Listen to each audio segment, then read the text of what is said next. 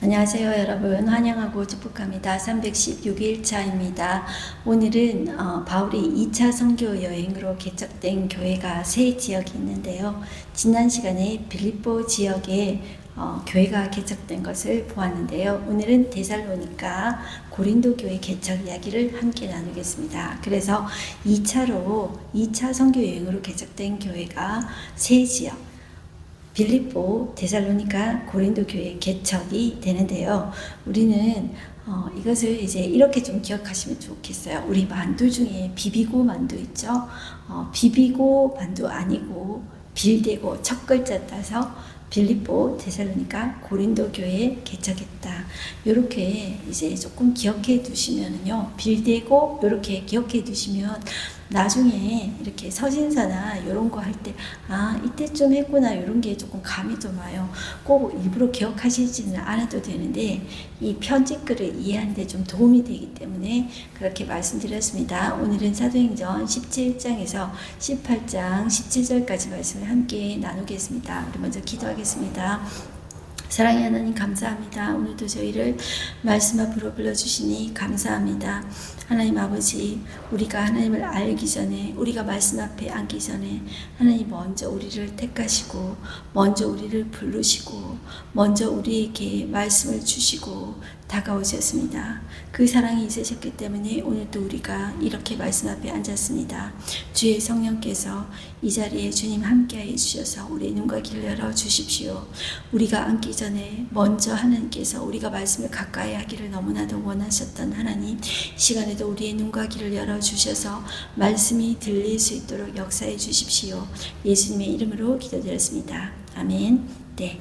자, 잠깐 또 정리해 보면은요, 이 사도행전을 이방인 누가가 쓸 때 두 사람을 구두로 쓴다고 했죠. 자, 두 사람은 베드로를 중심으로 예루살렘 교회가 개척되고 교회가 부흥하면서 스데반 집사님 사건이 일어나게 되고 하나님은 그 사건을 뿌리로 쓰셔서 동시다발적으로 1파 사마리아 교회 개척, 그리고 2파, 그리고 스데반 집사님을 죽이려고 했던, 정말 스데반 집사님뿐만 아니라 예수 믿는 사람 모든 잔멸하려고, 교회를 잔멸하려고 했던 그 사울을 통해서 이방선교의 그릇으로 쓰시고 바로 다메섹 전도하게 하셨죠. 그리고 그 사람을 성교의 그릇으로 씁니다. 그 파송 교회의 이름이 이제 수리아 안디옥 교회인데, 수리아 안디옥 교회가 세워진 이런 동시다발적인 부흥의 역사를 스데반 집사님의 그런 순교로 쓰셨습니다.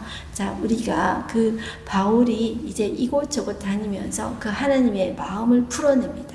하나님의 마음이 이스라엘만 구원이 아니라 이스라엘을 통해서 이방 나라, 열방 모든 족속이 하나님을 알게 되는 것입니다. 그리고 그 하나님의 사랑을 깨닫고 그 하나님과 관계가 회복되는 것입니다.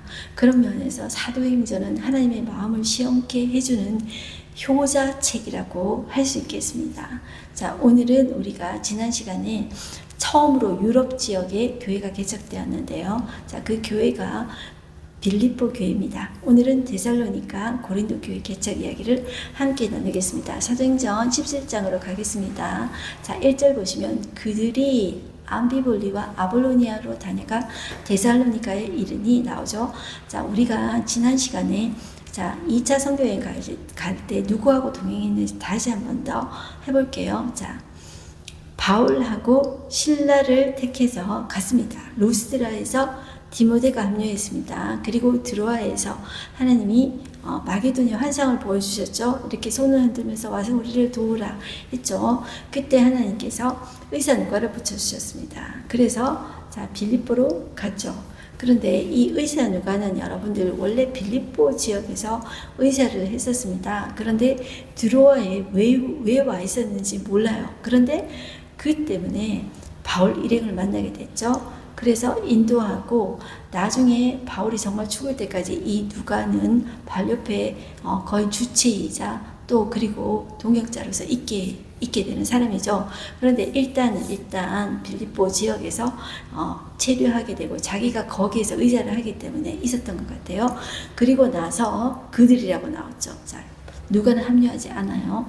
이 세 사람이 데살로니가로 갔다. 이렇게 보시면 됩니다.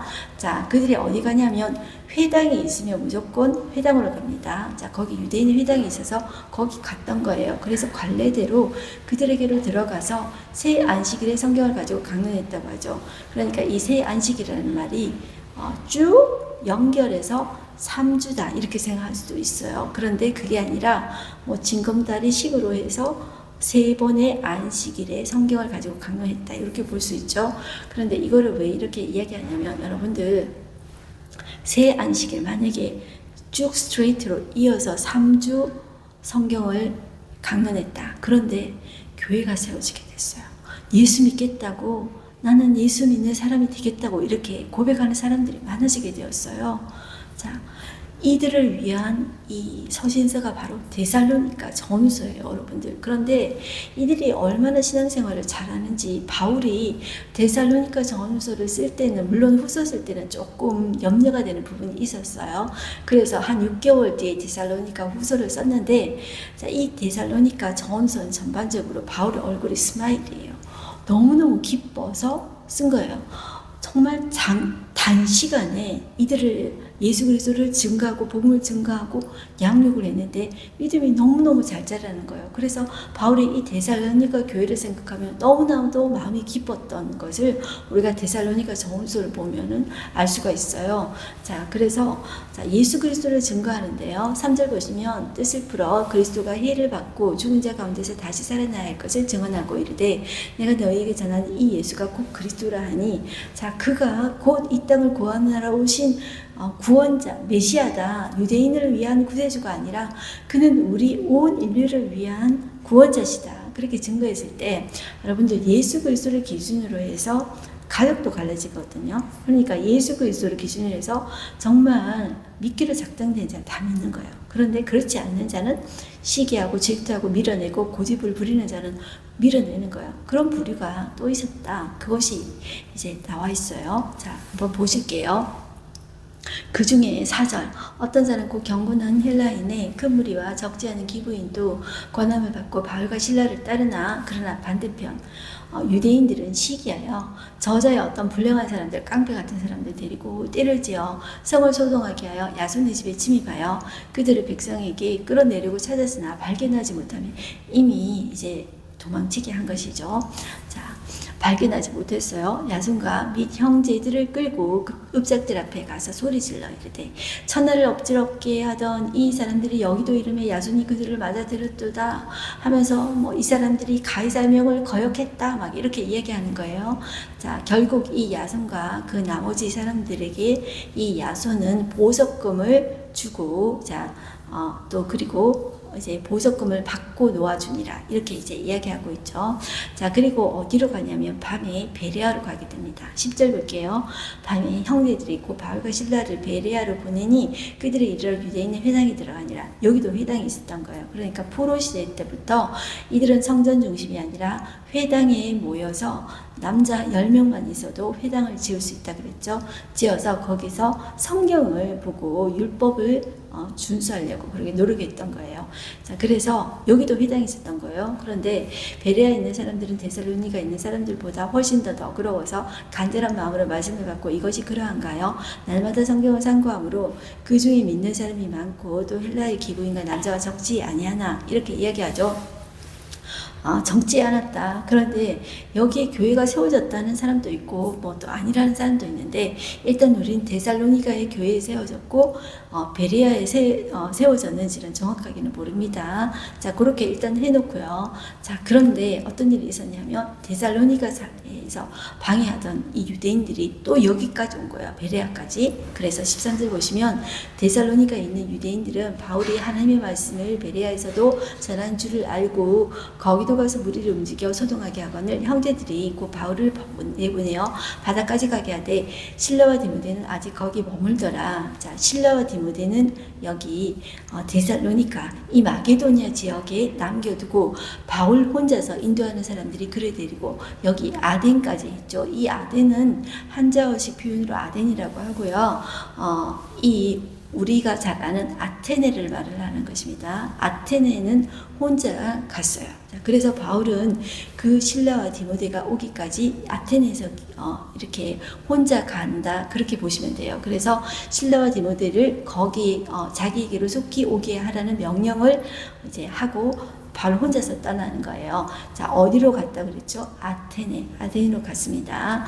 자, 그 다음에 보시면 16절에 보시면 바울이 아테네에서 그들을 기다리다가 그 성에 우상이 가득한 것을 보고 마음에 격분하여, 우상이, 그 아테네라는 도시는 철학의 도시, 우상의 도시예요, 여러분들. 자, 그런데 거기서도 회당이 있었나 봐요.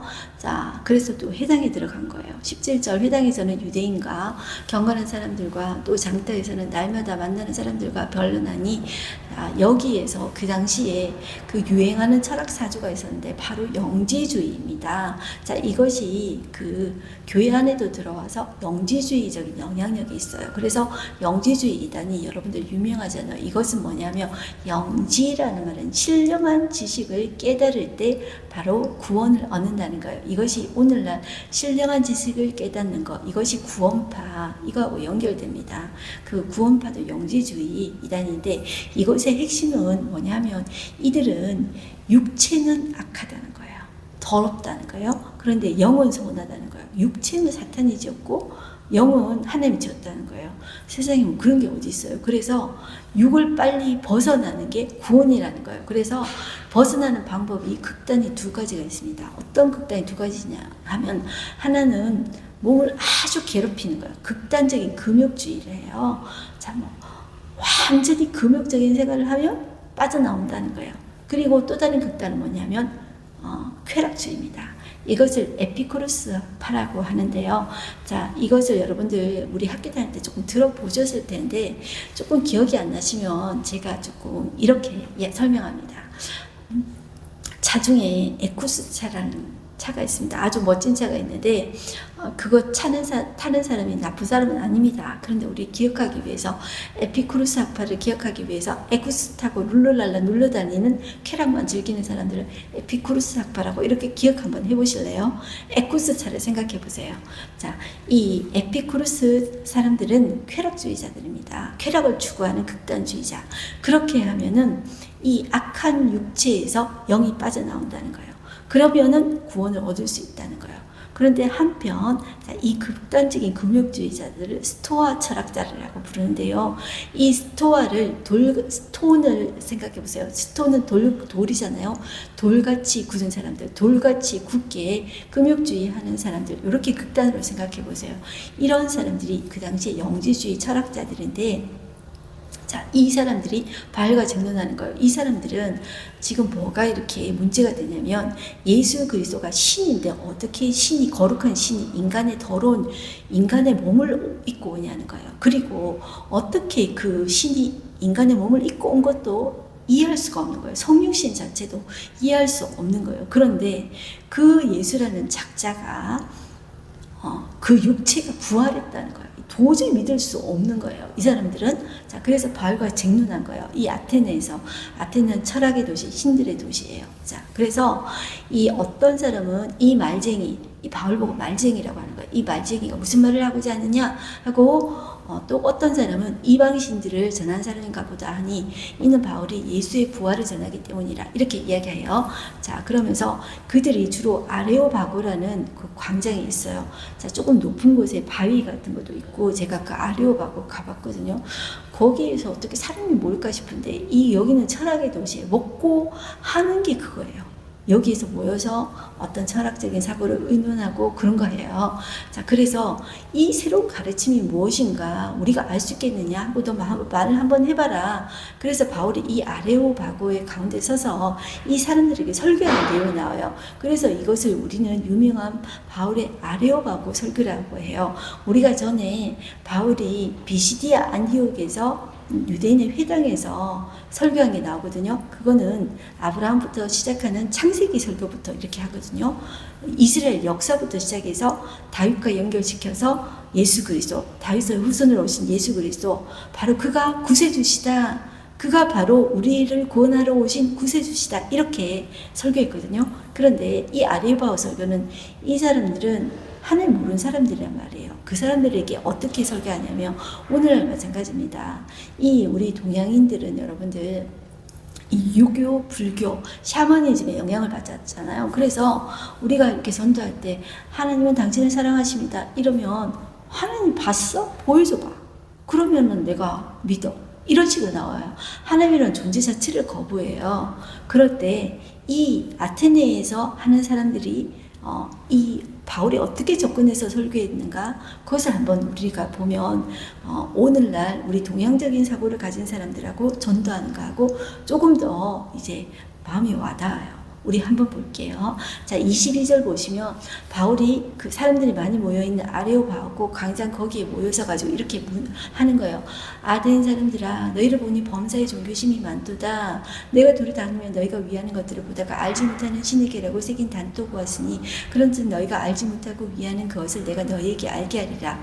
그러면서 자, 잘 들어보세요. 우주와 그 가운데 있는 만물을 지으신 하나님께서는 천지의 주제시니 손으로 지은 전에 계시지 아니하시고 또 무엇이 부족한 것 처럼 사람의 손으로 섬김을 받으시는 것이 아니니 이는 만인에게 생명과 호흡과 만물을 친히 주신 이심이니라. 인류의 모든 육속을 한 혈통으로 만드사 온 땅에 살게 하시고 그들의 연대를 정하시며 거주의 경계를 한정하셨으니 이는 사람으로 혹 하나님을 더듬어 찾아 발견하려 하심이로다. 우리 각 사람에게서 멀리 계시지 아니하도다. 이렇게 이야기해요. 여러분들 무조건 하나님을 거부하는 사람에게 하나님 당신을 사랑하십니다. 그것보다도 하나님이 우리 인간을 만드신 분이십니다. 그분은 창조의 하나님이십니다. 우리가 알지 못하지만 그분은 인류를 한 혈통으로 만드신 분이십니다. 그리고 연대를 정하시고 거주의 경계를 정하신 분이십니다. 그러면서 사람으로 그 하나님을 더듬어 발견하게 하는 분이십니다. 그 하나님을 증거한 거예요. 이 바울이. 그러면서 어떤 이제 그들이 그 당시에 다 알만한 시인의 그걸 인용을 해요. 그 당시에 그 아라투스라는 시인이 이런 말을 했는데 그 말을 이제 인용하는데요. 자, 그게 어디냐면 28절에 보시면 우리가 그를 힘입어 살며 기동하며 존재하느니라. 너희 시인 중 어떤 사람들의 말과 같이 우리가 그의 소생이라 하니, 자, 이 시인이 우리가 뭐 신의 소생이다 이런 말을 했거든요. 자, 이것을 따와서 그 신의 소생을 어떻게 바울은 이야기냐 하냐면 우리 인간은 하나님의 자녀, 하나님의 소생이다 이렇게 끌어오는 거예요. 자, 그냥 전혀 접촉적이 없는 데서 얘기하는 것이 아니라 그런 식으로 끌고 와서 하나님을 전한다는 거예요. 우리가 하나님의 소생이 되었은즉 하나님을 금이나 은이나 돌이다 사람의 기술과 고안으로 새긴 것들과 같이 여길 것이 아니니라. 그러니까 바울이 비시디아 안디옥에서 유대인의 회당에서 설교할 때는 그 사람들은 기본적인 성경 지식을 가지고 있는 사람들이에요. 그런데 예수를 받아들이지 않잖아요. 그러니까 성경 가지고 구약 성경 가지고 창세기, 출애굽기, 레위기, 민수기부터 해서 다윗에서 예수 그리스도 연결해서 하는 거예요. 그렇지만 하나님을 밀어내고 알지 못하는 사람에게는 창조의 하나님 그부터 이야기하는 거예요. 그리고 우리는 그 너희들이 알지 못하는 신들을 섬기는데 우리는 신의 소생이다. 이 천지를 창조하신 그 신의 소생이다. 그 하나님의 소생이다. 이렇게 이제 바울이 그것을 가지고 이야기를 한다는 거예요. 자, 그러면서 자, 계속 볼게요. 30절. 알지 못하던 시대에는 하나님 강가하셨거니와 자, 이제는 어디든지 사람에게 다 명하사 회개하라 하셨으니 이는 정하신 사람으로 하여금 천하를 공의로 심판하실 날을 작정하시고 이에 그를 죽은 자 가운데서 다시 살리실 것으로 모든 사람에게 믿을 만한 증거를 주셨습니다. 자, 하나님이 이거를 부인하지 못하도록 자연을 보면 모든 사람이 받을 만한 증거를 주셨다고 했어요. 그래서 그 자연을 보면 부인하지 못하리라 이렇게 바울은 말하고 있어요. 과연 그렇습니다. 자연은 하나님이 살아계시다. 이것이 저절로 생겨날 수 없는 하나님이 자기 자신을 보여주는 계시라고 할 수 있어요. 그래서 이 자연은 일반 계시라고 해요. 그리고 성경은 이것을 믿음의 눈으로 볼 수 있는 사람만 알 수 있어요. 그래서 이 성경은 특별 계시라고 해요. 계시라는 것은 인간이 스스로 하나님을 알 수 없어요. 하나님이 자기 자신을 열어서 보여주는 것을 계시라고 해요. 그러니까 감춰져 있던 것들을 열어서 보여주는 것을 계시라고 하는데 이 자연은 하나님이 누구나 다 보면 이건 저절로 생길 수 없어 알 수 있을 정도로 열어두신 일반적인 계시다. 이렇게 말을 하고 있습니다.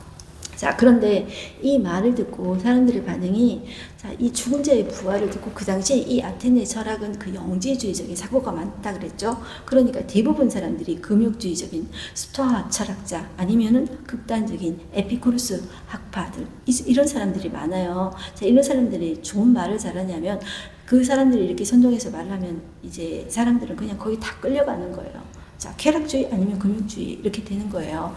자, 그런데 이 말을 듣고 조롱도 하고 어떤 사람은 일에 대해서 다시 그 말을 듣겠다 이런 반응이 있는 거예요. 그런데 그런 사람이 몇 사람 안 되었던 거예요. 그래서 여기서 아테네에서 이 바울은 상당히 힘들었던 거예요. 자, 그렇게 해두고요. 자, 여기 몇 사람 믿었다는 그 명단을 이야기하고 있죠. 보통 바울이 하면 홍도가 되게 좋았는데 몇 사람만 믿었다. 이게 나와요. 자, 아레바우, 갈리, 두오누시누와 다말이라는 여자와 또 다른 사람들도 있었더라. 이 정도만 예수 믿었다는 거예요. 자, 그래서 이 바울의 아레오바우 설교는 하나님을 알지 못하는, 전혀 알지 못하는, 성경을 알지 못하는 사람들을 위해서 이런 식으로 설교했고, 그리고 어느 정도 성경을 아는 이 유대인들, 이런 사람들에게는 BCD 안디옥 설교와 같은 이 성경을 가지고 하는 설교가 이제 조금 어필한다. 이렇게 여러분들 보시면 되겠습니다.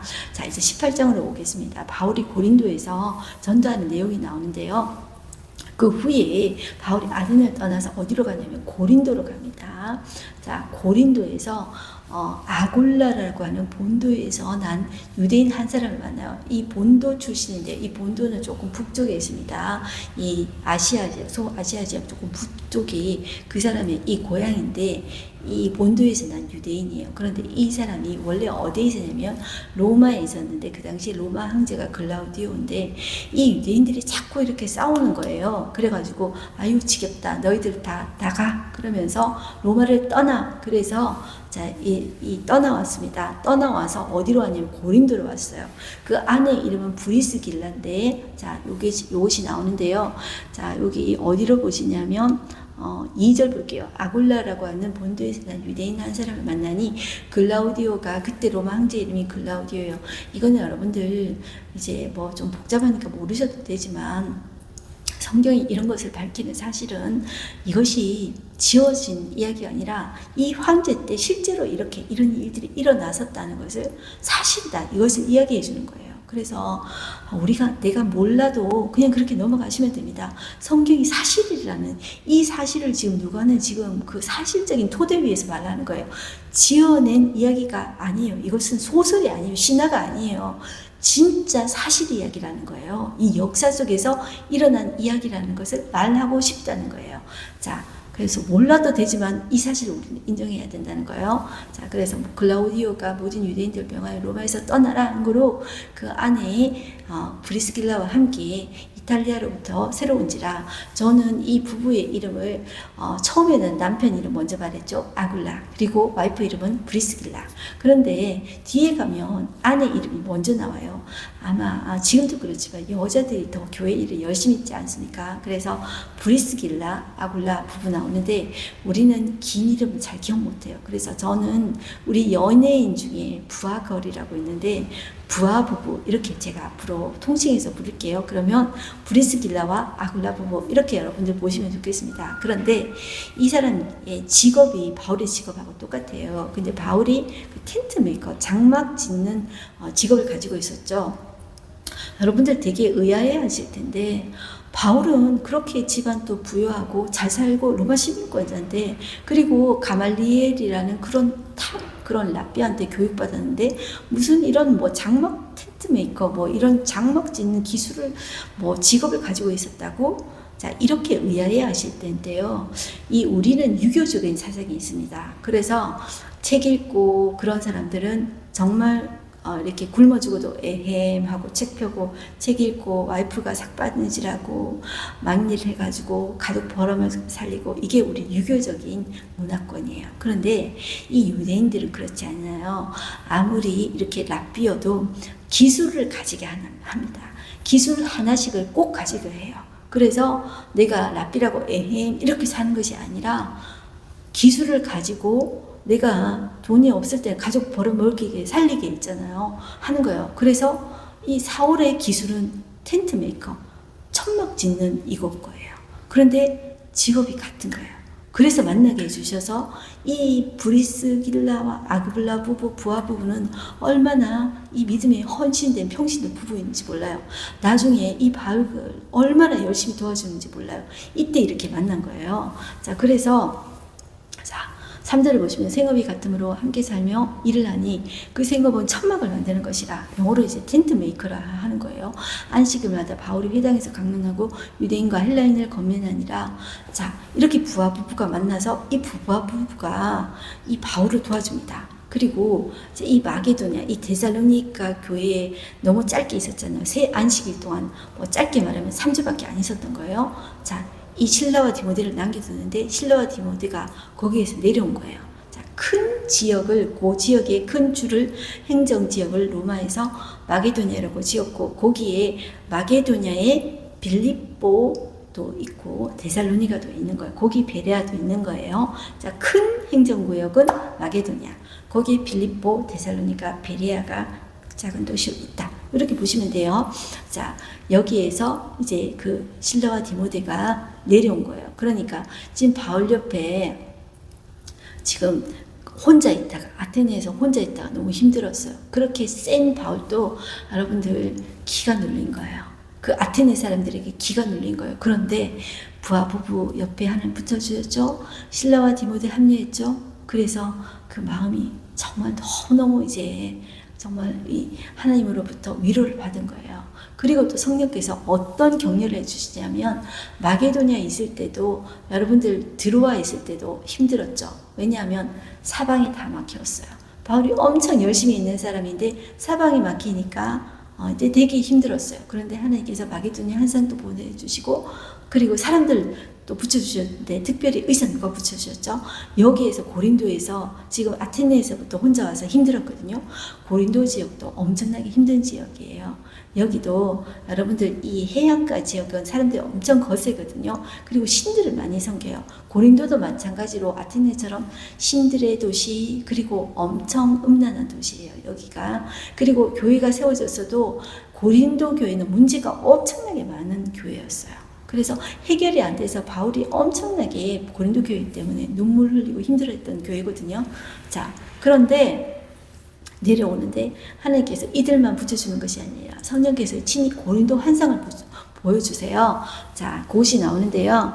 자, 어디 보시냐면 9절에 여기서 보면 그 앞에 회당장 8절에 보시면 또 회당장 그리스도가 온 지방과 더불어 주를 믿으며 수많은 고린도 사람들도 듣고 믿어 세례를 받더라. 그래서 고린도 교회가 세워지게 된 거예요. 그리고 9절에 성령께서 격려해 주시는데 밤에 주께서 환상 가운데 바울에게 말씀하시되 두려워하지 말며 침묵하지 말고 말하라. 내가 너와 함께 있으니 어떤 사람도 너를 대적하여 해롭게 할 자가 없을 것이니 이니 이 성중에 내 백성이 많음이라 하시더라. 자, 얼마나 위로가 되었을까요? 그래서 이 고린도 지역에서 1년 6개월을 머물면서 그들 가운데서 하나님의 말씀을 가르쳤어요. 그러면서 살전, 이제 살후, 그리고 갈라디아서 이 세 권의 이 서신서를 여기서 쓰게 됩니다. 그리고 또 역사적인 사실이 나오는데, 그때 이 갈리오라는 사람이 이 위쪽을 여러분들 마게도니아라고 하고 이 고린도가 있는 이 지역을 아가야라고 합니다.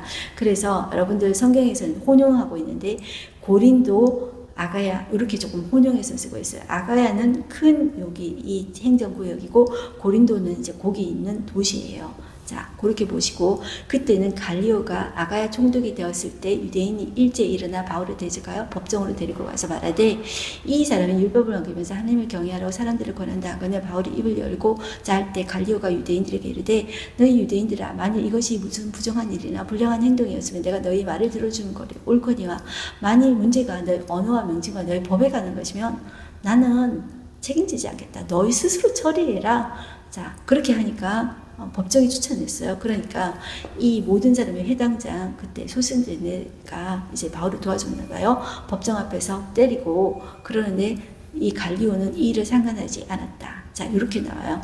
자, 그런데 이런 역사적인 사실을 왜 쓰냐면 이것 때문에 바울이 언제 선교 유행을 하고 이 연도를 대략 추정할 수가 있는 거예요. 자, 이게 문서에 남아 있는 거예요. 자, 이 갈리오라는 사람은 네로의 스승인 철학자 세네가의 어떤 형제예요. 대단한 사람인데요. 자, 이게 어디에 남아있냐면 델피 비문이라는 게 있어요. 이게 새겨져 있는데 이 사람이 아가야 총독된 이제 연도가 나와요. AD 51년, 52년에 나오는 거예요. 그러면 바울이 이때 사역을 했구나. 연도를 추정할 수 있는 거예요. 그러니까 이게 역사적으로 사실이다. 이것을 증명해 준 거예요. 그러니까 우리가 뭐 이런 거 외울 필요는 없어요. 그렇지만 이게 사실이구나. 그거 앞에 여러분들 우리가 무릎을 꿇을 수 있는 거예요. 오늘날 많은 젊은이들이 왜 교회를 떠나냐면 성경이 신화 같은 거예요. 젊은 사람들이 이 성경이 꾸며낸 이야기 같은 거예요. 그러니까 믿을 수가 없는 거예요. 우리가 어릴 적 듣던 신화, 동화책 이야기처럼 성경이 들리는 거예요. 진짜로 믿어지지가 않는 거예요. 우리 믿음의 선배들은 이걸 진짜로 믿어요. 그런데 젊은 사람들 그게 아니에요. 그런데 이런 구절들이 우리 어른들에게, 이미 믿는 어른들에게는 별로 도움이 안 될지 몰라요. 그런데 정말 이제 젊은 사람들한테는 있어? 그러면 성경이 사실일 수도 있겠다, 이런 여지를 줄 수 있는 거예요. 그런 점에서 여러분들 우리가 좀 몰라도 이런 마음의 문을 좀 열었으면 좋겠어요. 그래서 성경이 다 적은 것은 이유가 있다, 이렇게 보시면 좋겠습니다. 자, 오늘 말씀은 끝났습니다. 하루 한 절 말씀 보겠습니다. 실라와 디모데가 마게도니아로부터 내려오매 바울이 하나님의 말씀을 붙잡혀 유대인들에게 예수는 그리스도라 밝히 이제 증언했습니다. 여러분들, 바울같이 이렇게 강하고 은사가 많은 사람이라도 혼자서는 사역할 수가 없습니다. 누구든지 동역자가 필요하고 누구든지 동역자가 또 될 수 있어요. 자, 하나님은 이 일은 함께하는 것입니다.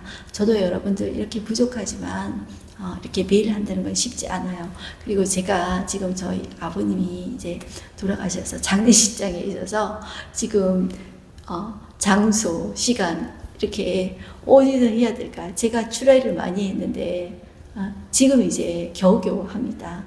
그래서 이제 은혜로 지금 하게 됐는데 잘하지는 못해도 여러분들 조금이라도 같이 말씀을 나누고 은혜를 나누고 싶어요. 그래서 제가 부족하지만 동료로 쓰임받고 싶은데 여러분들 우리가 그렇습니다. 잘해서가 아니라 하나님 부족한 우리도 쓰십니다. 그래서 말씀이 사실이라는 것 앞에 우리가 무릎 꿇게 하시는 거예요.